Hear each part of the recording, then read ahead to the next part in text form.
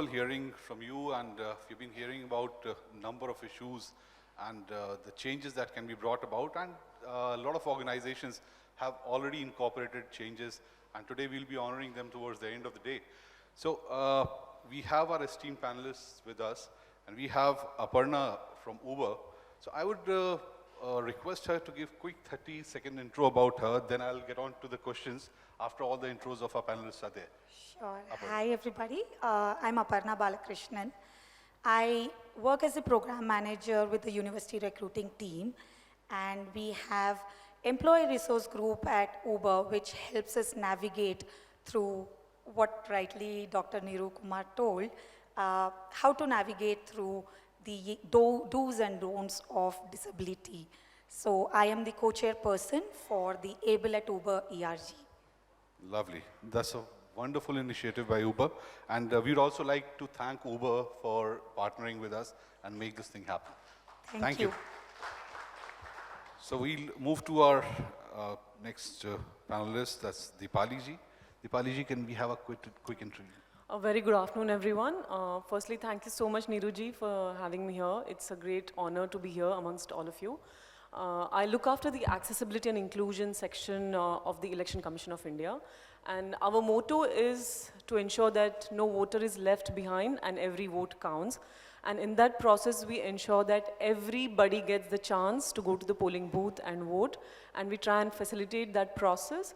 So that's the job, and I'm looking forward to having a fruitful discussion. Wonderful, and that's a mammoth task in itself with the huge population that you're already managing and making it accessible for the people with disability. So we'll have a quick intro of Dr. Anil. Dr. Anil Jain. I'm Dr. Anil Jain. I'm working as consultant in the field of physical medicine and rehabilitation. And I'm supposed to convert inability to walk into walking ability. Wow. By fitting Jaipur foot to those who have lost their legs and low weight thermoplastic calipers to those who have lost power in their legs.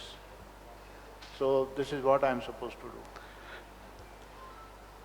That's wonderful, and I would like to share something with you that whenever I used to come back from my school, back in sometime in 90s, and we used to have programs around Jaipur Foot that were there, and I think that was the initial days of Jaipur Foot that has come into existence, and they were the first people to identify the barrier and found a way to overcome that.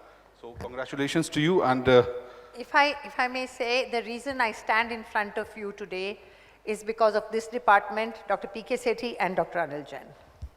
Wonderful. And we'll also be discussing a little about Dr. P.K. Sethi with you and your experiences with him a little later.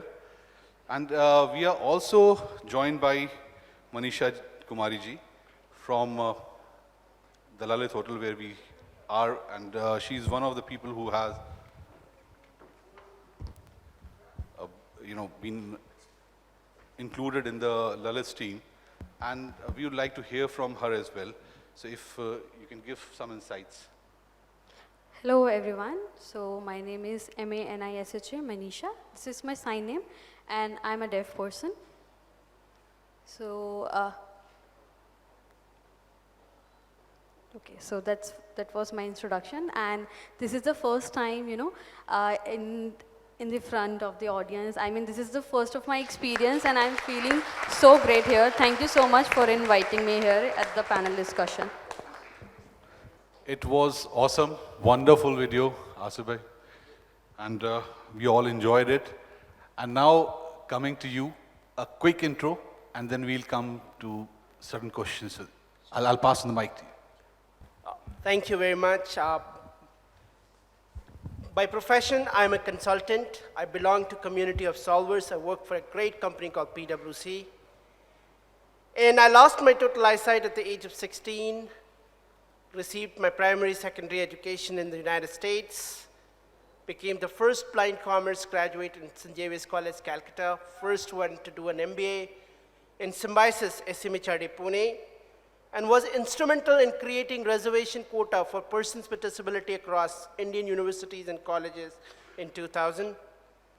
And of course, by professions, I hope all of you have Aadhaar, because I was also a part of the team Aadhaar who actually designed and implemented Aadhaar inclusions for social marginalized groups, including persons with disability.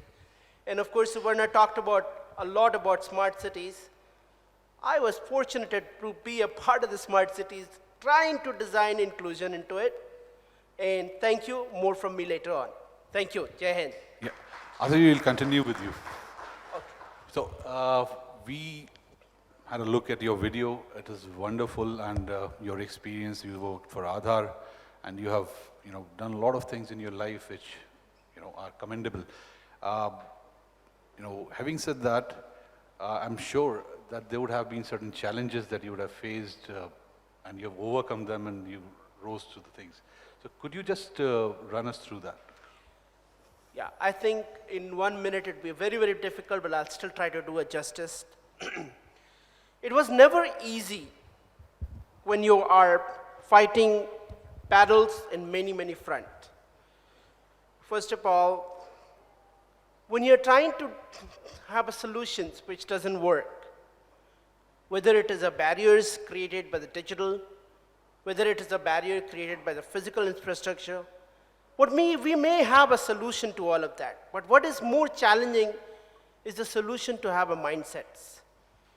When you know that you are capable, you are good, you can do wonders and you can add great deal of values, but you become a victim of mindset because you think, "Arey, nahi, isse ho nahi payega.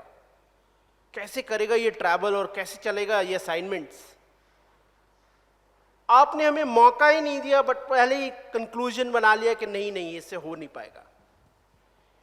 So I had to come across a series of hurdles, and the biggest hurdles I would say in my life is to win mindsets.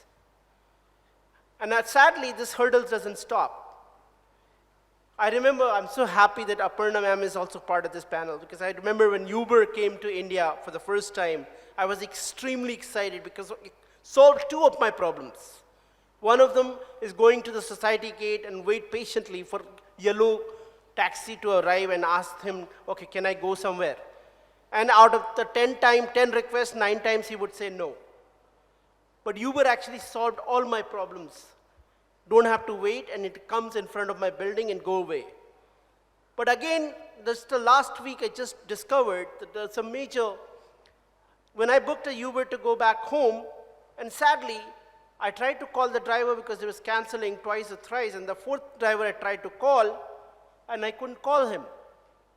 Not because the technology didn't allow, because technology was not digitally accessible. So the barriers are faced immensely at all stages of life. It doesn't go and probably won't end till the time to the grave. But of course, I'm very happy to say that it is on a positive. We are on a highway where destination is a far away, but we're still in the right directions. Thank you. Thank you, Asif. So now we'll be moving on. So Asif spoke about Uber's work that they've done. At the same time, we had a discussion in the morning that Uber has also have people with disability who are working with them as drivers, and that is a commendable job. And now I would come back to Aparna ji, and I'd like to understand that when you're looking at the hiring processes, and when Uber is looking for people with disabilities for various segments of their organizations, so how do you do it, and how do you look for the people in high visibility positions? Thanks for this question. So our issue was not to hire people with disabilities. We wanted to hire people in the engineering roles. Uber, obviously, since it's a product company, every person would dream to be as an engineer. So what we did, we went back to our campus. As I said, I'm from the campus recruiting team. We went back to the campus to ask if we have, like he mentioned, we have quotas for people with disabilities. So we went back and asked them. What we found out was not everybody who gets into engineering gets out of engineering. And we had this major issue that we had to resolve. So usually when you look at hiring, the moment you say hiring, the first thing that comes to your mind is you take an experienced person with disability into one of the roles, or you take a fresher into a role which can be accessed, which can be done by everybody. But we didn't want to do that. So what we did, we kind of, like we've been hearing from morning, think out of the box. We kind of thought a little bit out of the box, and we thought, why don't we try and tap into early talent, tap into second-year engineering students. So we already have a She++ program where we tap into early talent, second-year female engineering students, and we put them through, we call them for a networking event called She++. They come in, they meet all the leaders at Uber. They get a sense of what the culture is at Uber, how Uber works, what are the products that we work. They hear from our leaders, and this year we expanded that to people with disabilities. So what we did, we did go ahead and we invited, we did have screening of assessments. We had assessments that screen people, and we made sure that, we will talk about this again during the barriers stage, but we went ahead, we invited people, we put them through interview process, and we have our first cohort of Uber Star interns who are people with disabilities. We wanted to set a process in place where tomorrow if Aparna is there in the team, not there in the team, the process will run. So She++ will no longer be the same, which was running till last year, but now we are trying to include more, and we want to reimagine, as the brand name goes, we want to reimagine beyond gender diversity, beyond all segments of diversity, and include people with disabilities in this cohort. Wonderful, wonderful. Can we have a round of applause for Aparna's initiatives? Thank you, Aparna. So now we'll again move back to Dipali ji. Dipali ji, you have done a wonderful job, and India has the largest electoral in the world, and out of that, a lot of people with disabilities are also the citizens and have right to vote. But it has been noticed in certain cases that maybe, for example, there are police barriers because of which they miss out the pool balls and are not able to reach that. So what we would like to understand is that in such cases, how do you get the information, accumulation of information, and how these things are resolved and you have been resolving, or maybe a larger perspective if you can give, that will be wonderful. Yeah, so the thing is, I think this movement started in 2004 after one of the PwD activists filed a case in the Supreme Court, and that is when the Supreme Court had given directions on making polling booths accessible. So that's when we started having ramps for people to enter the polling booth. We started providing wheelchairs and volunteers and braille dummy, the ballot sheets.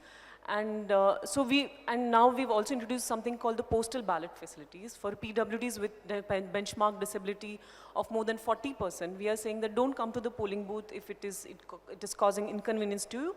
We will reach to you. We'll go to your homes and we'll take the vote. I mean, that is how we are making, on every election there is some change that we're bringing in so that we make it as accessible and inclusive as possible. And thanks to PwD icons like Neeru ji and Suvarna ji. So these are people, our stakeholders, who come and tell us what the issues are, and that's how we kind of keep on reinventing and try to provide facilities. But I would see, that is one thing. Providing facilities is one thing, but what actually kind of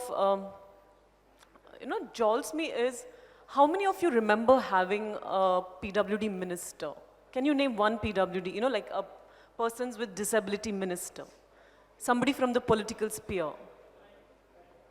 One MP was there who was blind, I think. Dr. One MP. Okay, Sadhna Gupta, the lady you're talking about. Okay, Asif has Gupta. named one. Anybody else? So that's the thing. I think from independence till date, we have had, I think, 6 MPs who are from the PwD, and we have had like maybe 1 or 2 ministers. So there's a lot to be done in the political sphere. And in the 2019 elections, in the manifesto, I think only 3 parties talked about the PWDs. So that is where there are two things to be done. Yes, it's good that corporates are bringing in that change, are hiring people with disabilities.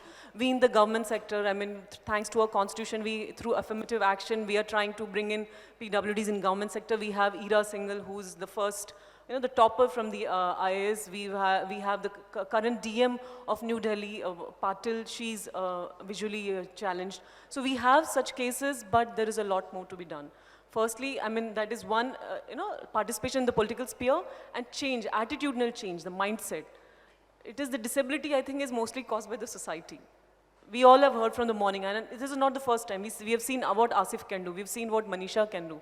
But it is, the societies which create these barriers. So I think we need to get rid of those barriers and also try and see to it that there is some representation at the political sphere so that change can really be brought in. Absolutely, and that's beautifully put. What, as far as the representation goes, and what you spoke about, as society at large, we are,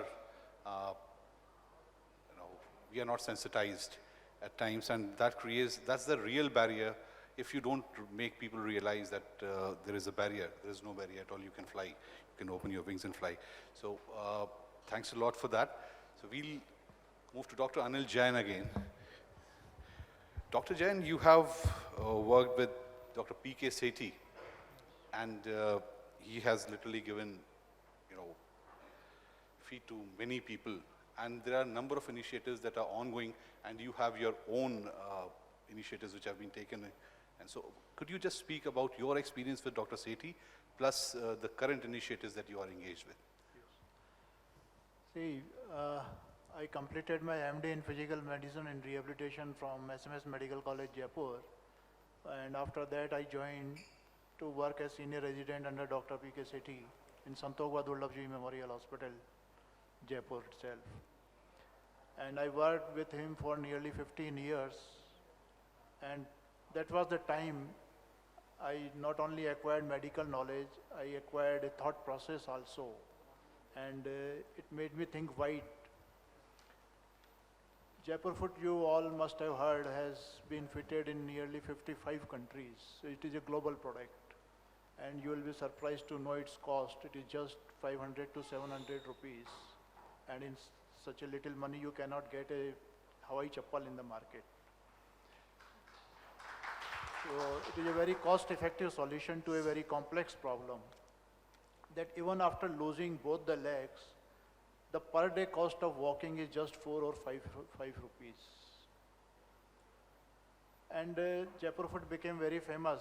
But apart from this Jaipur Foot, we have one more section that is dealing with calipers for paralytic patients, polio and many other paralytic disorders like cerebral palsy, spinal injuries, nerve injuries, stroke, and myopathies. These are the many areas where we have worked. And this polio caliper work is equally renowned, very well known. But the problem is that this information is not reaching to the places where it is actually required very much. Right now, in one of the persons sitting among us is having polio, is staying in Delhi since long, but he is not knowing that he can come to Jaipur and get the new design caliper fitted.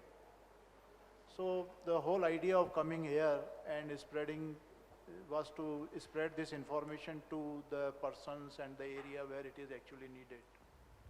So this is all about our work. Thank you, Dr. Jain, and I'm sure we have representation from across the society, and they'll carry your word across to people who actually need it.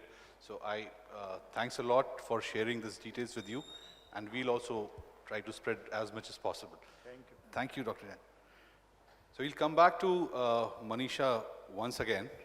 So Manisha, we'd like to understand that after becoming a part of Lalit Hotels, and you have been handling the front office out here. So what has been your professional journey, and what has been your experience so far? So in my journey, I would like to share. So when I was 7 years old, I was studying in a government school. So, my teachers, they don't know sign language, and all the students, they are not sure how they can learn when the teacher is not signing. So in 2011, I had to quit from the school because the teacher was not aware how we can get the accessibility, and they need to sign for us to understand the subjects. So later on in 2012, I joined another GM institute in Patna, and after 12th, I joined there. So in 2015, I came to Delhi. I joined a NGO, which is Noida Deaf Society, and I saw there were people, who were signing words, teachers also deaf, and they were also signing. I can easily relate with them that, yeah, being a deaf person, I actually need that environment where all the people are signing, and that was a beautiful space for me.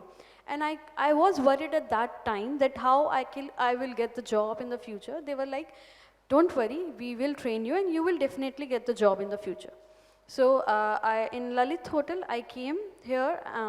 So I came along with the interpreter, and HR took my interview, and I was praying at that time so that I can get the job. In 2018, I got selected. So it's been 4 to 5 years, and I have been working in Lalit Hotel. So, at the beginning, I was thinking that it might be difficult to communicate with the staff members, how I will coordinate with them. But yeah, later on, we understood that the other people were also started learning basic sign language, and we are sometimes communicating through writing as well. So now I feel so great when people are signing as well. So I would like to thank Mr. Keshav Suri and also our CMD, because they have helped me through this process, and they actually supported. Being a deaf woman, I felt that I might not be able to get the job, but yeah, they supported me, and this is my first job when I joined here. And also, I have few more points to share with you all, that what actually deaf people required. Like, all the colleagues and the staff members, they should learn basic sign language so that they can easily communicate with their deaf staff member. And also, if they have any doubt, in the job, if you have any doubt, so if you would like to ask, you should get connected to a deaf person directly and ask them directly, rather asking other person about them. And we should have a training session as well, where people will get to know about the sign language and about the deaf culture as well. And we have also seen, in public places, and also if we talk about at the police station and the hospitals and all, we need to have the interpreter, because most of the time what happens, that deaf people are getting blamed for doing things, but people are not understanding their language. And also, if you want to go at the hospital, at all the places, we required an interpreter to provide us the accessibility, because that's more important for our life as well. And also, if we see, there are other disability as well. When we talk about the locomotor disability, you are easily understood that they need ramp, right? This is more important for them as well when we talk about other disability too. So if we talk about the learning sign language, just take a few minutes, but when you are signing, you need to show your facial expression as well, because that's the grammatical part of sign language. So you can easily communicate with your deaf staff members, and deaf staff can also feel included in their organization.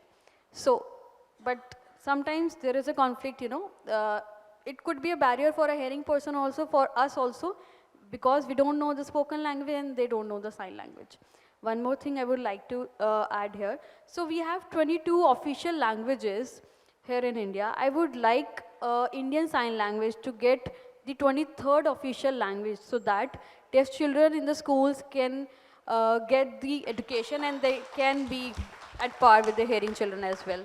Thank you so much. Thank you, Manisha. So we'll rotate it back to Dr. Jain. Dr. Jain, you have done wonderful work, and I understand that there'll be a lot of achievers out of the enablement that you have done in past. So what is the message to the community at large that you'd like to share? See, my message to community is that things has changed. Earlier it used to be the calipers made by wood, metal and leather. They used to be very heavy, and all the time you were supposed to use the black shoe which was fixed to that caliper. Now that age has gone. These calipers have been replaced by low weight thermoplastic calipers, with which you can use the shoes of your choice. The walking is very easy. They are low weight. It allows you to walk like a normal person. You can bend your knee when walking. So there are several advantages, and this message you have to spread to all the concerned, NGOs, hospitals, and many other places, so that the person who actually needs it is benefited. Because this message has not reached to the community. So हमने जो काम किया है वो it is become just like जंगल में मोर नाचा किसने देखा. So the whole idea is to spread this message to where it is very much needed. नहीं हम उस मोर को बाहर लेकर जाएंगे और I think we all can pledge that we'll speak about it, and at least from the panel side I would say that we'll put across a word to everyone. Right. Thank you so much. Dipali ji, over to you. Personally worked with people with disability, and it would have been a wonderful learning experience and it would have helped them a lot. So what are your advices for organizations, institutions at large, that what are the initiatives that they should take up for the people with disability? Been less than a year since I'm looking after accessibility, and it's really opened up. But you have taken a year, and there are a number of people who haven't. Yes, exactly. I mean, that's how it has opened my eyes to a lot of possibilities, and how we, it has not been mainstreamed yet, right, disability, and that is very important. And as simple as this, like there is an organization which is ready to provide this food almost free of cost, like which is pretty reasonable. But there's one amongst us who's sitting and who has no idea of certain things. And I'll tell you, even in the ECI, we have something called the Saksham app, which is a disabled-friendly app, wherein we have all the technology which a disabled person can easily access and register himself. But things like that are not spreading out. Somewhere we are lacking in creating that kind of awareness. I mean, all of us, I'm not just talking about ECI, but all of us, be it the government organizations or the private organizations, I think we really need to start making a lot more noise, not just noise surrounding around the PwD day, that or such events, but it should be like mainstream throughout 24/7, so that we can spread this information, and mostly with respect to infrastructure and technology, communication. I think these two things can really do wonders, and we can provide those facilities to them at the doorstep if we just concentrate on these two things. Wonderful. So again, the diffusion is something that is most important from Dr. Jain's perspective as well as for yours. So we'll move to Aparna ji. Actually, we have run out of time, but I'm stretching it a bit. So Aparna ji, we spoke about the employability, and I'd like to understand when you're looking at a large organization, employee base at Uber. So how do you identify the barriers, and how do you, at Uber, bring about the changes to make the place more friendly and inclusive? Okay, so three things I would, let me just broadly classify into three things, and in the interest of time, I'll just summarize it. I spoke about the Sheepless Plus program that we created this time. What we did was, and as rightly said, in the previous events as well, it's more important for us to change mindsets. Now, there's usually an apprehension about, are we lowering the hiring bar? Are we accommodating a little more than what it needs to be? And what are we doing different? So what we did was, in this program, since we have the second year engineering students, one, as mentioned by Ira in the morning, that we just need an opportunity. So we have given the students the opportunity, and they know that by the time they complete their fourth year engineering graduation, they have an opportunity to get a job in engineering, one. The second thing is that we as a company or hiring managers would also get data points across these 2 years or 2 months of the internship that they do in their third year and then their second year and third year. And we have data points to prove, hey, we are not lowering the bar. We've hired the right candidates, and they are doing extremely well. The third thing what I would say in terms of barrier, just before the session started, Dr. Neeru Kumar also mentioned, are we doing the right thing? Am I talking the right language? In this world where hashtag cancelled, hashtag banned is very popular, and we might cause a lot of damage rather than doing the good thing. So what do we do about it? What are the etiquettes? What is the communication? How do I communicate? So when I spoke with this set of people with disabilities in the first cohort, I was very anxious when I did that first call. I didn't know, what do I say? What do I ask? How do I ask what accommodations you need? Wouldn't be very rude. But end of the day, I thought, I am a human being and I just need to behave like one. And that is when I just picked up the call and I spoke. After the first call, I was very comfortable, and then the calls went on. I kind of found out what accommodations they need. We conducted this event in Hyderabad, and I went up to hotels to see if we have disability-friendly rooms, and it was so shocking to me that the 5-star hotels as well had not more than 2 or 3 rooms, and these 2 or 3 rooms also came with a very high cost. I think as a community, only if an organization does or takes initiative, it is not enough. We as a community, as a nation, should make sure that we are uplifting at every part, we are accommodating, and we are being inclusive with respect to infra, with respect to our policies. We are being more accommodative, by which if organizations wants to take baby steps in moving forward, there are no barriers, and we will be able to move forward and become successful. Thank you. Thank you, Aparna. Thanks a lot. So my last question would be for Mr. Asif Iqbal. Asif. Sir मेरा take थोड़ा different है actually. हमें लगता है कि हाँ हम मानते हैं कि society creates barriers, but you just saw my Asia record attempt. It's thanks to the member of the society which actually came forward. I had a good friend of mine who I used to run with. He told me, Bhaiya, tomorrow I'm going to pick you up at 5 o'clock and we're going to go by a huge park. And tomorrow you're going to run by yourself. The moment he said that, I thought, oh bhai, ye bhi lagta pagal hai. Humse ho gaya hi nahi. I can challenge all of you who can see, just to close your eyes and just walk in your own room or in your own bedroom. It would be a daunting task, I can imagine. Next day I got up, and then thanks to my friend, his name was Devinder Singh, Sardarji, for always daring to do something different. So he told me, भैया ये road है, ये 5 kilometre लंबा है और आपको दौड़ना है और आपकी किसी की आवाज को नहीं सुनना है. मैं जो बोलूंगा वही करेंगे, वरना आप मत करेंगे.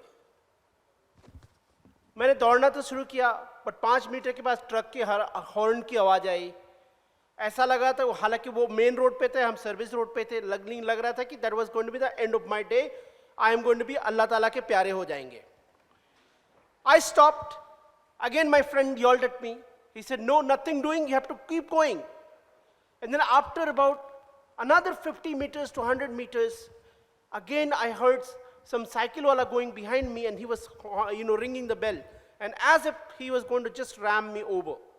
I said, today, आज, उस टाइम में हम एक ही दुआ कर रहे थे कि हम एक पीस में वापस चले जाए. And then this continued, and I stopped and stopped. Why? The barrier was within myself. I didn't think that I could do this.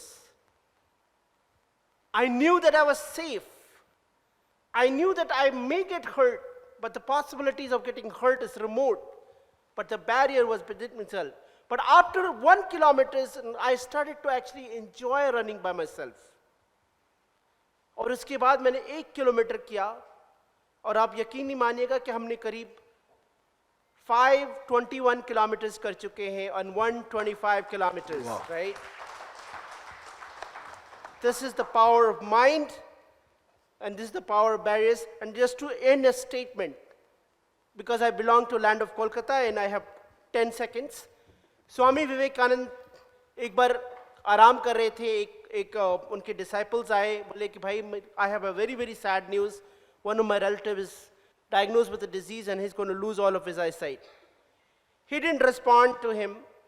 He again said it in a louder voice, some bad news, Swamiji. Again he didn't react. The third time, the disciple in the loudest voice possible, he said, Swamiji, aap chinta mein nahi hai. Mere rishtedar, he's going blind. Swamiji smiled at him and he said, he may be losing his eyesight, but he has not lost his inner vision. So friend, let us awaken our inner vision to break all the barriers that we face. Thank you. Jai Hind. It was a wonderful interaction and I had a lot of learning. Probably I'll compile it and get it posted. Manisha would like to add something. Here, Manisha would like to add please. something. Please, Manisha. So I would like to add, deaf students in India, the deaf children, 90% of the deaf children, parents are hearing and they don't know the sign language. So it's their responsibility to learn the sign language, how they can accommodate the need of their deaf children and they can communicate with their children, you know. If they won't communicate with them, so there would be a big loss for their own parenthood. So that's their responsibility, how they can connect with the child, and they have to visit to the doctors, and doctor has to advise them as well that they need to have a connection with them as well, you know. So if they are going ahead working on the other area, they can work on this area as well. So in India, you know, if a deaf person, they are traveling to other places, and we can do a lot of things, but people think that we can't. And also, when we see the other disability as well, we can hear their stories. But I would like to ask you, how do you think what accessibility should be provided to a deaf person? You know about the accessibility needs of the other disabilities, but what do you think, what exactly is required by a deaf person at police stations, on television channel, and at the hospitals? So, at the interview areas, if you know that there are deaf person over there, then sign language accessibility should be provided to them as well. In the law, we say in PwD Act 2016, it talks about the deaf people, like where the people who are connected with the people living around them. So what do you think, how we can make a better world for a deaf person in the future? I would like to ask the other panelists who would like to answer. I think we should all start learning sign language. That's the answer. And we'll do it. Yes, At least at the that's ECA, what we'll try I and needed. ensure that some basic sign language is known at the polling booths. Yes, there are resources available, there are books, there are YouTube channels, and we have 22 official languages, and I would also like Indian Sign Language to become a 23rd official language, and all the deaf people in the community are fighting for their rights. So where are our rights lie, you know? There are other disabilities who are fighting for their own rights. We also want to become at par with other people. We want to get respected. It's just that sign language, that doesn't make them disabled. It's again comes from the society part. It will take just 2 minutes to learn basic sign language. You can learn few words daily and you might be able to then communicate with the deaf people. So I would like everyone to become a great learner. I hope in the next few years you will be able to sign. So yeah, I will hope that everyone will learn sign language in the future as well. So there are other colleagues as well, hearing colleagues, who have learned in just 3 weeks, and I saw that they have the interest. Also, you can also learn and you can start signing. You can easily learn other spoken languages, right? So why not sign language? Manisha, I'll definitely try to do that. No, I said, no, absolutely. Me too, yeah, of course. The reason because this morning just in fact, I needed to go to the reception to check in. But I was escorted by my hearing impaired colleague, and he brought me to this crystal hall. So it was my bad fortune, my bad luck that I couldn't communicate with him in sign language, right? So I must learn. In fact, we all must try to do it. And with this, we'll come to the conclusion of the panel. And I'd like to thank Manisha, Dr. Anil Jain, Ms. Dipali, Ms. Aparna, and Asif ji. Thank you. Thanks a lot for being with us.